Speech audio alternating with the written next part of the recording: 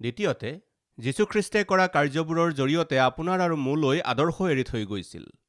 সেই বিষয়কেই পিতৰৰ পত্ৰত কোৱা হৈছে। যীশুৱে আমাৰ কাৰণেই আদৰ্শস্বৰূপে নিজৰ চলন ফুৰণসমূহ প্ৰকাশ কৰি থৈ গৈছে। আমাৰ শত্ৰুবিলাকক আমি প্ৰেম কৰিবলৈ আদৰ্শ কোন? যীশুখ্ৰীষ্ট।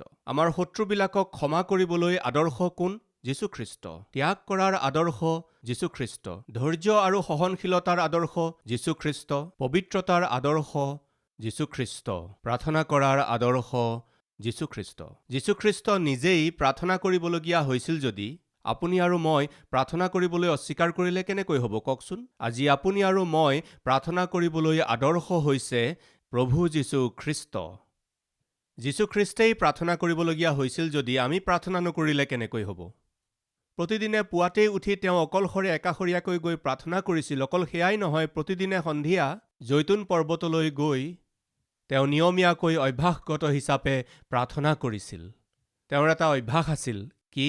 প্ৰাৰ্থনা কৰাৰ অভ্যাস। সেই পদটো পঢ়ো আহক। লোকে লিখা শুভবাৰ্তাৰ 22 অধ্যায় 39 পদ। পাছে তেওঁ বাহিৰলৈ ওলাই তেওঁৰ নিয়মৰ দৰে জৈতুন পৰ্বতলৈ গ'ল। 41 পদ। পাছে তেওঁ শিলৰ এটা দলিমানৰ আঁতৰ হৈ আঁঠু কাঢ়ি প্ৰাৰ্থনা কৰি ক'লে। তেওঁ এইদৰে কৰে।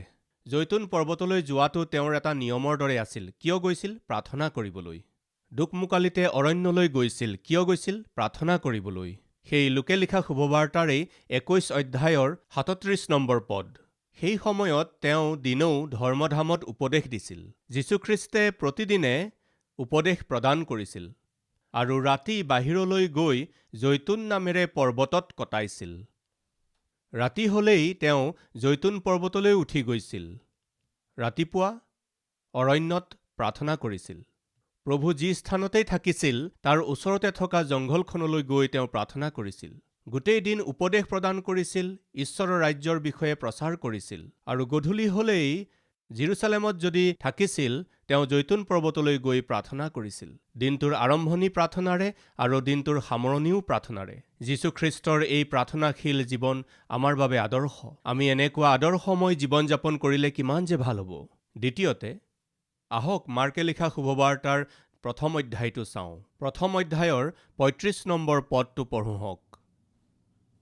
পাছে অতি ৰাতিপুৱা আন্ধাৰ থাকোঁতেই তেওঁ উঠি কোনে প্ৰাৰ্থনা কৰিলে? তেওঁ কোন? আমাৰ প্ৰভু যীশুখ্ৰীষ্ট। তেওঁ প্ৰাৰ্থনা কৰিলে। দ্বিতীয়তে, কেতিয়া প্ৰাৰ্থনা কৰিলে? ৰাতিপুৱাই উঠি। কেতিয়া? অতি ৰাতিপুৱাই প্ৰাৰ্থনা কৰিছিল। প্ৰাৰ্থনাৰ বিষয়ে ক'লে আমাৰ মাজৰ বহুতে কয়, ভাই কি হ'ব, পৰিয়ালতেই সময় গুচি যায়। ঘৰৰ কাম, পাকঘৰৰ কাম, ভাত বনোৱা আৰু খুওৱা, স্কুলৰ বাবে যুগুত কৰি পঠোৱা, সিহঁতক পঢ়োৱা আৰু কাপোৰ কানি ধোৱা, গোটেই ঘৰটো সজাই তোলা, এইবোৰ কামতেই সময় গুচি যায়। আকৌ চাকৰিয়ালসকলে কয়, কেনেকৈ হ'ব ভাই, ৰাতিপুৱাই উঠি যুগুত হ'ব লাগে বা ভাত বনাব লাগে, ৰাতিপুৱা জলপান বনাব লাগে আৰু সোনকালে চাকৰিলৈ যাব লাগে আৰু ৰাতি 8টা-9টা বজাত ঘৰ আহি পাওঁ। আহি গা ধুব লাগে আৰু অলপ পিছতে আহাৰ খাব লাগে আৰু তাৰ পাছত অলপ টিভি চাব লাগে আৰু শুই যাব লাগে। ক'তনো সময় আছে ভাই, ব্যৱসায়ৰ কথানো আৰু কি ক'ম, ৰাতিপুৱাৰ পৰা সন্ধ্যালৈকে, ৰাতি 11-12টালৈকে ব্যৱসায়। গতিকে কি কাৰণত আমি প্ৰাৰ্থনা কৰিব পৰা নাই? প্ৰাৰ্থনা কৰিছেনে ভাই বুলি ক'লে, ক'ত ভাই, সময়ে নাপাওঁ দেখোন ভাই। সাধাৰণতে মানুহে প্ৰাৰ্থনা কৰা কামটোক হেয় জ্ঞান কৰা লোকসকলে সাধাৰণতে কয়, ক'ত ভাই, সময়ে নাপাওঁ, প্ৰাৰ্থনা কৰিবলৈ সময়ে নহয়। আমি যদি এইদৰে উত্তৰ দিওঁ তেন্তে আমি নিজকে এবাৰ পৰীক্ষা কৰি চাব লাগে। সময় নাই বুলি কেতিয়াবা আমি ৰাতিপুৱাৰ আহাৰ খাবলৈ এৰিছোঁ জানো? দৈনন্দিন অন্য কাম কৰিবলৈ এৰি দিছোঁ জানো? আমি ভাত খাবলৈ এৰি দিছোঁ নেকি? গা ধুবলৈ এৰি দিছোঁ নেকি? টিভি চাবলৈ এৰি দিছোঁ নেকি? চেলফোন ব্যৱহাৰ কৰিবলৈ এৰি দিছোঁ জানো? চাকৰি কৰিবলৈ এৰি দিছোঁ জানো? পানী খাবলৈ এৰি দিছোঁ জানো? নিউজ পেপাৰ পঢ়িবলৈ এৰি দিছোঁ জানো? এবাৰ ভাবি চাওকচোন। যিমান ব্যস্ত হ'লেও আমাৰ দৈনিক জীৱনত প্ৰতিদিনে কৰা আমাৰ দৈনন্দিন কাৰ্যবোৰ চলিয়েই থাকে। সময় নাই বুলি কোনোবাই ৰাতিপুৱা আহাৰ নকৰাকৈ বাহিৰলৈ ওলাই যাব জানো? সময় নাই বুলি দৈনন্দিন কৰি থকা কামবোৰ নকৰিব জানো? টাইম নাই বুলি কোনোবাই ব্ৰেকফাষ্ট নোখোৱাকৈ থাকিব জানো? সকলো কামৰ কাৰণে সময় আছে। কিন্তু প্ৰাৰ্থনা কৰিবৰ কাৰণে সময় নাই বুলি যদি কৈ আছে তেন্তে অনুগ্ৰহ কৰি মন কৰিব, আচলতে সময় নোহোৱা নহয়, প্ৰাৰ্থনা কৰিবলৈ মনহে নাই। বাস্তৱিকতে আপুনি প্ৰাৰ্থনা কৰিবই লাগে তেনেকুৱা এটা মন আপোনাৰ নাই। আচল কথা সেইটো, মন থাকিলে বহুতো উপায় ওলাই যায়। আচলতে প্ৰাৰ্থনাৰ প্ৰয়োজনীয়তানো কি? প্ৰাৰ্থনাৰ আটাইতকৈ প্ৰয়োজন কথাটো কি? সেই কথা যীশুখ্ৰীষ্টে ইয়াত কৈছে। অতি ৰাতিপুৱাতে উঠি কিয় প্ৰয়োজন আছে? কিহৰ ইমান প্ৰয়োজন আছে? প্ৰাৰ্থনা কৰাৰ প্ৰয়োজন আছে। কিমান প্ৰয়োজন? বহুত প্ৰয়োজন। আপুনি বুজি পাইছেনে? প্ৰভু যীশুখ্ৰীষ্টে ৰাতিপুৱাই উঠি কি কৰিছিল? প্ৰাৰ্থনা কৰিছিল। যিজন ব্যক্তিক আমি আটাইতকৈ বেছি মৰম কৰোঁ, সেইজন ব্যক্তিৰ সৈতেইতো আমি দিনটো আৰম্ভ কৰোঁ। আজিকালি কিছুমান মানুহ মানে বহুতো মানুহে এটা সময়ত আত্মিক লোকসকলে ৰাতিপুৱাই শুই উঠি বাইবেলখন বিচাৰিছিল আৰু বাইবেলখন মুকলি কৰি লৈ পঢ়িবলৈ ধৰিছিল। ৰাতিপুৱাই সাৰ পাই উঠি বিচনাৰ পৰা নামি আঁঠু লৈ প্ৰাৰ্থনা কৰিবলৈ তেওঁলোকে ভাল পায়। এবাৰ মই ট্ৰেইনেৰে যাত্ৰা কৰি থাকোঁতে ৰাতিপুৱা ৩-৪টামান বজাত ট্ৰেইন চলি আছিল। সেইজন ঈশ্বৰৰ কোনোবা সেৱক নে কোন নাজানো, সেই ৰেলৱেতেই হয়, প্লেটফৰ্মৰ ওপৰতেই আঁঠু লৈ তেওঁ বাইবেল মুকলি কৰি পঢ়ি আছিল। বৰ ভাল লাগিল। কিন্তু দুৰ্ভাগ্যবশতঃ আজিৰ এই শেষ কালত এনেকুৱা দৃশ্য দেখিবলৈ কমকৈ পোৱা যায়। ৰাতিপুৱা শুই উঠিয়েই আঁঠু লোৱা, ৰাতিপুৱা শুই উঠিয়েই বাইবেল পঢ়িবলৈ লোৱা কম হৈ যাবলৈ ধৰিছে। যিজন ব্যক্তিক আপুনি আটাইতকৈ বেছি ভাল পায়, যিজন ব্যক্তিক আপুনি আগস্থান দিয়ে, যিজন ব্যক্তিক আপুনি প্ৰাথমিকতা দিয়ে, তেওঁৰ সৈতেইতো আপুনি দিনটো আৰম্ভণি কৰিব। গতিকে মই আপোনাক সুধিছোঁ, আপুনি কিহেৰে দিনটো আৰম্ভ কৰে? চিগাৰেট খাই? ৰাতিপুৱা শুই উঠিয়েই আপুনি কি বিচাৰে? প্ৰথমে হয় চিগাৰেটৰ পেকেট আৰু মাচিছৰ পেকেট। সেই সকলো ওচৰতে থাকিব লাগিব। যিজন লোক চিগাৰেটৰ গোলাম হৈ গ'ল, তাৰ দাস হৈ গ'ল, তেওঁ নিজৰ দিনটো চিগাৰেটেৰে আৰম্ভ কৰে। মদ্যপান কৰা লোকে নিজৰ দিনটো মদৰ বটলেৰে মদ্যপান কৰি আৰম্ভ কৰে। আজি কিছুমান লোক অশ্লীল চিনেমাৰ আসক্ত হৈ পৰিছে, দাস হৈ পৰিছে। ৰাতিপুৱা শুই উঠিয়েই অশ্লীল চিনেমাৰে, অশ্লীল জীৱনেৰে নিজৰ দিনটো আৰম্ভ কৰা লোক নাই জানো? কিছুমানে ৰাতিপুৱা শুই উঠিয়েই টিভি অন কৰি দিয়ে, নিউজেৰে নিজৰ দিনটো আৰম্ভ কৰে, বা বাতৰি কাকত পঢ়ি নিজৰ দিনটো আৰম্ভ কৰে, বা ৰাতিপুৱা খোজ কঢ়াৰ দ্বাৰাই দিনটো আৰম্ভ কৰে, বা ব্যায়াম কৰি আৰম্ভ কৰে। আৰু কিছুমান লোকে ৰাতিপুৱা কফি খাই দিনটো আৰম্ভ কৰে। কাৰণ এওঁলোকৰ জীৱনত এই সকলোবোৰ বৰ গুৰুত্বপূৰ্ণ। কফি গুৰুত্বপূৰ্ণ, খোজ কঢ়া গুৰুত্বপূৰ্ণ, ব্যায়াম গুৰুত্বপূৰ্ণ। চিগাৰেট, বিড়ি, মদৰ বটল, চেলফোন, অশ্লীল চিনেমা বা নিউজ। যদি আপুনি আত্মিক লোক হয়, আপুনি নিজৰ দিন কেনেকৈ আৰম্ভ কৰিব জানেনে? প্ৰাৰ্থনাৰে। কেতিয়া জানেনে? অতি ৰাতিপুৱাই। যীশুৱে দিনটোৰ কাৰ্য আৰম্ভ কৰাৰ আগতে প্ৰাৰ্থনা কৰিছিল। এতিয়া এটা প্ৰশ্ন হ'ল, আমাৰ সমস্যাটো কি? প্ৰাৰ্থনা কৰিবলৈ আমাৰ সময় নাই। কথা হ'ল, যীশুখ্ৰীষ্টতকৈ ব্যস্ত প্ৰচাৰক বা ভাৱবাদী কোনোবা আছেনে? যীশুখ্ৰীষ্টতকৈও ব্যস্ত ব্যক্তি কোনোবা আছেনে? প্ৰায় 12 ঘণ্টা যীশুখ্ৰীষ্টে পৰিচৰ্যা কৰিছিল। দিন থকালৈকে মোৰ পিতৃৰ পৰিচৰ্যা কৰিব লাগে বুলি কৈছিল। 12 ঘণ্টা। বহু সময়ত আহাৰ কৰিবলৈকো যীশুখ্ৰীষ্টৰ সময় নোহোৱা হৈছিল। কিন্তু মন কৰিব, যীশুখ্ৰীষ্টে কি কৰিছিল জানেনে? দিন আৰম্ভ হোৱাৰ পাছত প্ৰাৰ্থনা কৰিবলৈ অসুবিধা হ'ব কাৰণে তেওঁ সেই দিন আৰম্ভ হোৱাৰ আগতেই, অতি ৰাতিপুৱাতে আন্ধাৰ হৈ থাকোঁতেই তেওঁ শুই উঠি প্ৰাৰ্থনাৰ কাৰণে, কোনো যাতে বাধা নহয় তাৰ কাৰণে তেওঁ নিজৰ প্ৰাৰ্থনাৰ জীৱনটো ৰক্ষা কৰিলে। আপুনি শুই উঠাৰ পাছত হয়তো প্ৰাৰ্থনাৰ কাৰণে সময় নাপায়, সেইকাৰণে এঘণ্টাৰ আগতে উঠক। আগতে যদি 6 বজাত উঠিছিল, এতিয়া 5 বজাত উঠক। দিনটোৰ প্ৰথম ঘণ্টাটো ঈশ্বৰক দিবলৈ চেষ্টা কৰক। আগতে যদি 5 বজাত উঠিছিল, এতিয়া 1 ঘণ্টা আগতে উঠক। ঈশ্বৰৰ এজন দাসে কৈছিল, সাধাৰণতে মানুহৰ জীৱনত লাভ কৰা সকলোবোৰ জয়তকৈ মহান জয় হৈছে কম্বলখনৰ ওপৰত জয় বুলি কৈছিল। আজি আমাৰ মাজৰ বহুতো লোকে ভাবে, আৰু অলপ ভৰি কুচাই, আৰু অলপ শুই লওঁ বুলি মনতে ভাবি বিচনাত ইকাটি সিকাটিকৈ কটাই বাইবেলে কৈছে, হে এলেহুৱাবিলাক, পৰুৱাবোৰলৈ চোৱা আৰু জ্ঞানী হোৱা। আৰু অলপমান টোপনি, আৰু অলপমান শুই লওঁ বুলি ভাবি বিচনাত ইকাটি সিকাটিকৈ থাকিলে দৰিদ্ৰতা আহিব। যীশুখ্ৰীষ্ট এলেহুৱা নাছিল। যীশুখ্ৰীষ্ট বৰ উদ্যোগী আছিল, বৰ দায়িত্বশীল ব্যক্তি আছিল। তেওঁৰ সেৱাই হওক বা তেওঁৰ পৰিচৰ্যাই হওক, তেওঁৰ প্ৰাৰ্থনা জীৱনত যাতে বাধা নহয়, প্ৰাৰ্থনা কৰিবলৈ মোৰ সময় নাই তেনেকৈ ক'বলৈ সুযোগ নিদি, নিজৰ পৰিচৰ্যা তেওঁ আৰম্ভ কৰাৰ আগতেই ঈশ্বৰৰ উপস্থিতিলৈ গৈ প্ৰাৰ্থনা কৰিছিল। অতি দুকমুকালিতে উঠি প্ৰাৰ্থনা কৰাটো কাৰ সাদৃশ্য হয় জানেনে? তেওঁ যিজনক আটাইতকৈ বেছি প্ৰেম কৰে তেওঁৰ সৈতেই নিজৰ জীৱনটো নিজৰ দিনটো পৰিচৰ্যা আৰম্ভ কৰে। আদিতে ঈশ্বৰে ইন দ্য বিগিনিং গড ঈশ্বৰৰ সৈতে দিনটো আৰম্ভ কৰিলে তেওঁ বৰ আশীৰ্বাদিত হ'ব। তাৰ বাবে আদৰ্শ হৈছে প্ৰভু যীশুখ্ৰীষ্ট। তেওঁ নিজৰ দিনৰ আৰম্ভ পিতৃৰ সৈতেই কৰিছিল। ৰাতিপুৱাই শুই উঠি অন্য কোনো কাম কৰাৰ পূৰ্বেই কাৰোবাৰ সৈতে কথা পতাৰ পূৰ্বেই সৰ্বপ্ৰথমে পিতৃৰ সৈতে কথা পাতিছিল। তৃতীয়তে ক'ত প্ৰাৰ্থনা কৰিছিল? বাইবেলে আমাক কৈছে প্ৰথম কোনে প্ৰাৰ্থনা কৰিছিল? প্ৰভু যীশুখ্ৰীষ্টে। কেতিয়া প্ৰাৰ্থনা কৰিছিল? অতি দুকমোকালিতে উঠি। তেওঁ ক'ত প্ৰাৰ্থনা কৰিছিল? নিৰ্জন ঠাইত। আমাৰ মাজৰ বহুতো লোকৰ সমস্যাটো হৈছে আমাৰ প্ৰাৰ্থনা কৰিবলৈ মন আছে, কিন্তু ভাল ঠাই এডোখৰ মোৰ নাই ভাই, সুবিধাজনক ঠাই এডোখৰ মোৰ নাই। আমাৰ ঘৰত এটা সৰু কোঠা, তাতেই মোৰ স্বামী, মোৰ সন্তান, মই, ভাই বা ভনী থাকিলে তেওঁলোক থাকে।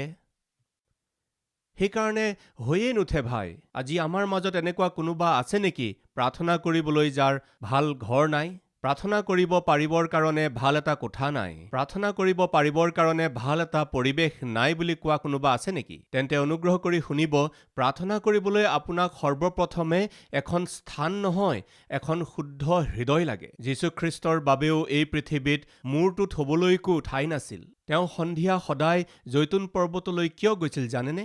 তেওঁৰ ঘৰ নাছিল। এই সংসাৰত যীশুখ্ৰীষ্টৰ নিজৰ ঘৰ নাছিল। যীশুখ্ৰীষ্টৰ ওচৰলৈ দুজন শিষ্যই আহি সুধিবলৈ ধৰিলে, প্ৰভু আপুনি ক'ত থাকে? আমিও আহি আপোনাৰ সৈতে থাকিম। এইবুলি কওঁতে তেওঁ ক'লে, চৰাইৰ বাঁহ আছে, শিয়ালৰো থাকিবলৈ গাঁত আছে, কিন্তু মানুহৰ পুত্ৰই মূৰ থ'বলৈকো এই পৃথিৱীত অকণো ঠাই নাই। বুজিছেনে? তথাপিতো প্ৰভু যীশুৱে অতি দুকমোকালিতে উঠি ক'ত প্ৰাৰ্থনা কৰিছিল? নিৰ্জন ঠাইলৈ গৈ প্ৰাৰ্থনা কৰিছিল। কাৰণ কি? কাৰণ সেয়া তেওঁৰ তৃষ্ণা আছিল, হৃদয়ৰ ভোক আছিল। তেওঁ সেই স্থান বাছি লৈছিল। কেনেকুৱা ঠাই? নিৰ্জন ঠাই। সেই নিৰ্জন ঠাইত, সেই পাহাৰৰ ওচৰত কোনো এখন ঠাইত এটা চুকত থকা শিলৰ ওচৰলৈ গৈ তেওঁ প্ৰাৰ্থনা কৰিলে। গতিকে নক'ব যে প্ৰাৰ্থনা কৰিবলৈ মোৰ মন আছে, কিন্তু প্ৰাৰ্থনা কৰিবলৈ ভাল ঠাই এখন মোৰ নাই বুলি নক'ব মোৰ প্ৰিয় ভাই ভনীসকল। মই কলেজত পঢ়ি থকাৰ সময়ত ঘণ্টা ঘণ্টা ধৰি প্ৰাৰ্থনা কৰিছিলোঁ। ঘণ্টা ঘণ্টা প্ৰাৰ্থনা কৰাৰ স্থান কি জানেনে? হোষ্টেলত থকাৰ সময়ত হোষ্টেলৰ সকলোবোৰে গা ধোৱাৰ পাছত, তেওঁলোক শোৱাৰ পাছত 10-11টা বজাত মই উঠি বাথৰুমটো ভালকৈ ধুই, সেই বাথৰুমটো ভালকৈ মুচি তাতেই আঁঠু লৈ মই বহুবাৰ প্ৰাৰ্থনা কৰিছিলোঁ। বাথৰুম, টয়লেটতো বহুতবাৰ প্ৰাৰ্থনা কৰিছিলোঁ। বাছষ্টেণ্ডতো প্ৰাৰ্থনা কৰাৰ বহুত সুযোগ আছে। বাছষ্টেণ্ডত বহুতে আপুনি নিশ্চয় দেখিছে চিমেণ্টৰ যি বেঞ্চ থাকে, মই ষ্টুডেণ্ট হৈ থাকোঁতে সেই বেঞ্চৰ কাষতে আঁঠু লৈ প্ৰাৰ্থনা কৰাৰ অভিজ্ঞতা বহুত আছে। আজি সতীশ কুমাৰে ইমান ডাঙৰ পৰিচৰ্যা কৰাৰ কাৰণ কি জানেনে? ষ্টুডেণ্ট হৈ থাকোঁতে মই কৰা প্ৰাৰ্থনাবোৰ। এইদৰে মই সদায় প্ৰাৰ্থনা কৰিছিলোঁ। হায়দৰাবাদলৈ মই যেতিয়া আহিলোঁ, প্ৰতিদিনে সন্ধিয়া প্ৰাৰ্থনা কৰাৰ ঠাই কি আছিল জানেনে? এখন খেলপথাৰ, স্কুলৰ খেলপথাৰ। সেই স্কুলৰ খেলপথাৰলৈ গৈ কেইজনমান মানুহক গোটাই একেলগে আঁঠু কাঢ়ি 3-4 ঘণ্টা সময় প্ৰাৰ্থনা কৰিছিলোঁ। সদায় এইদৰে প্ৰাৰ্থনা কৰিছিলোঁ। কেইবাবাৰো পুলিচবিলাকে আহি জীপত আহি, পেট্ৰলিং কৰা জীপত আহি আমাক তেওঁলোকে ভয় খুৱাইছিল। পিছত তেওঁলোকে বুজি পাই গৈছিল, কি কৰি আছা তোমালোকে? এই সময়ত আমি প্ৰাৰ্থনা কৰি আছোঁ।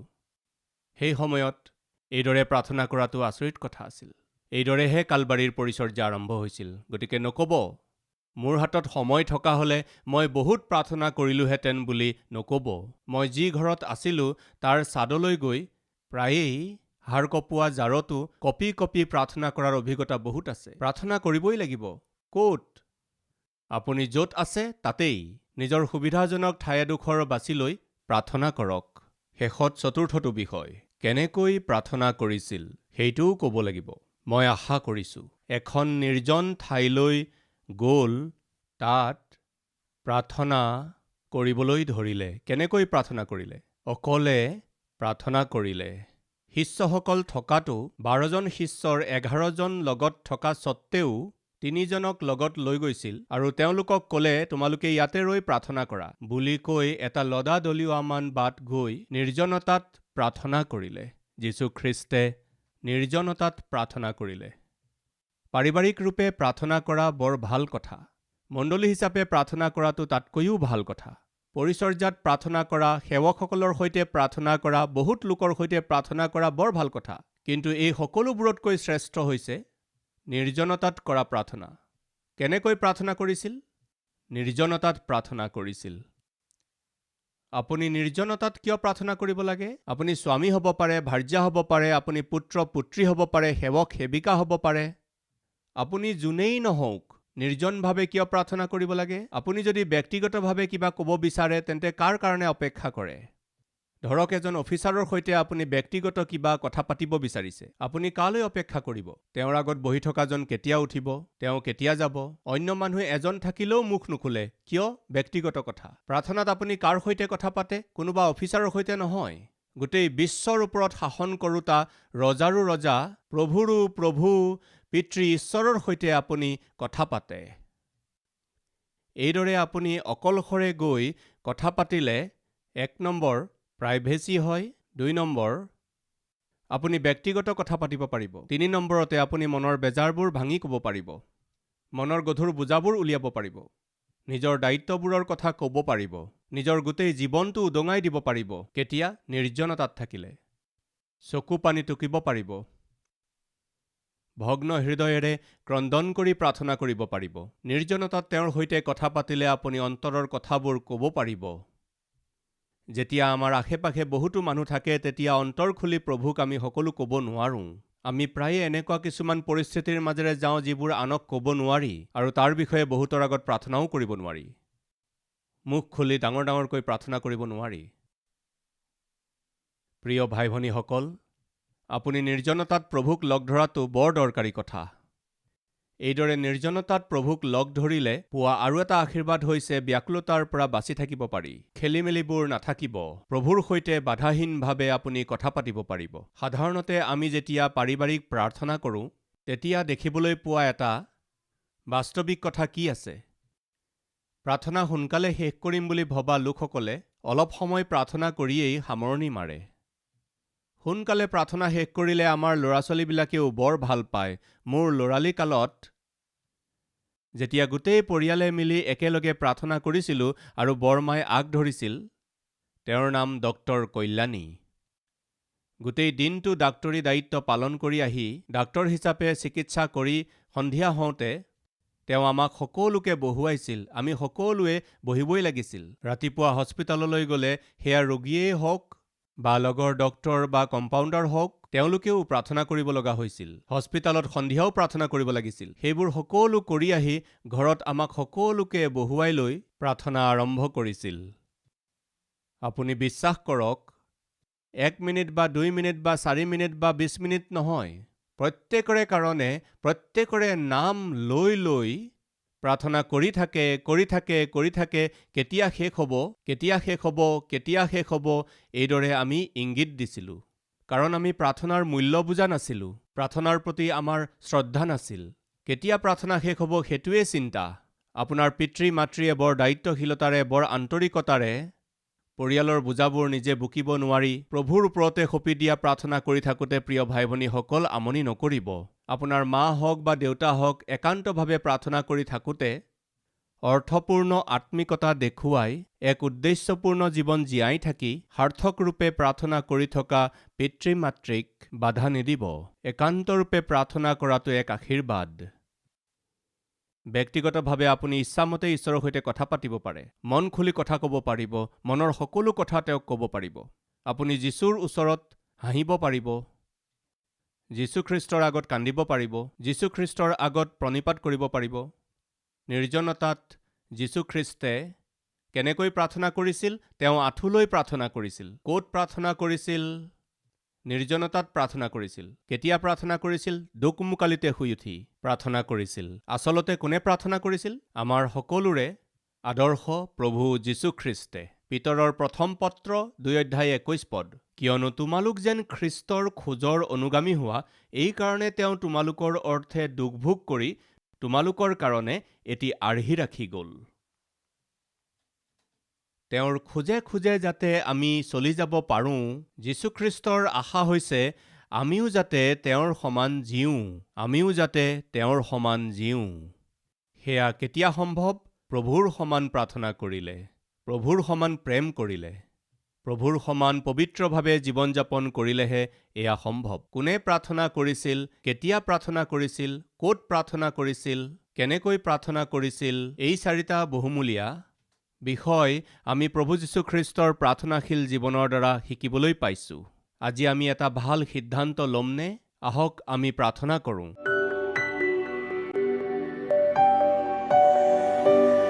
মহান পবিত্ৰ প্ৰেমী ঈশ্বৰ পিতা, অতি দুখমোকালিতে উঠি প্ৰাৰ্থনা কৰিবলৈ পিতা আপুনি আমাক শিকাওক। নিৰ্জনতাত যাতে আমি প্ৰাৰ্থনা কৰিব পাৰোঁ, আমাৰ তেনেকুৱা অভ্যাস কৰিবলৈ আমাক শিকাওক। পাৰিবাৰিক ৰূপে প্ৰাৰ্থনা কৰিবলৈ আৰু মণ্ডলীত সেৱকৰ সৈতে বা এজন বা দুজনৰ সৈতে একেলগে প্ৰাৰ্থনা কৰিলে আশীৰ্বাদ আছে, কিন্তু নিৰ্জনতাত আপোনাৰ উপস্থিতিত থাকি চকু পানী টুকি প্ৰাৰ্থনা কৰাটো বৰ দৰকাৰী। এই সত্যক জানি উঠাৰ পিছত পিতা, আমাৰ প্ৰাৰ্থনা জীৱনটো ঠিক কৰিবলৈ আমাক সহায় কৰক। ক'ত প্ৰাৰ্থনা কৰিব লাগে? য'ত আছে তাতেই।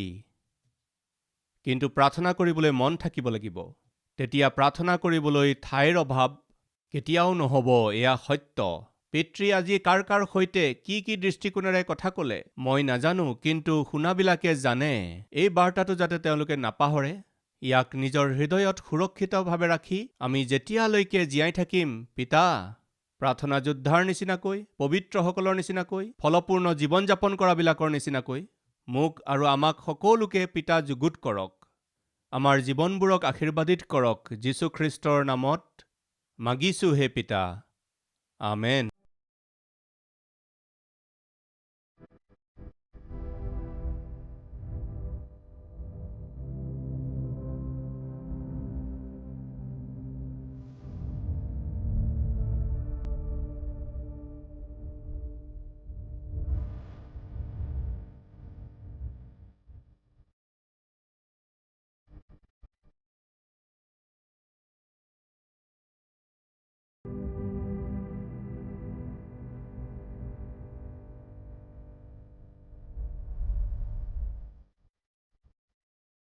हमारा address Calvary, post box number 30, Kukatpally, Hyderabad 72।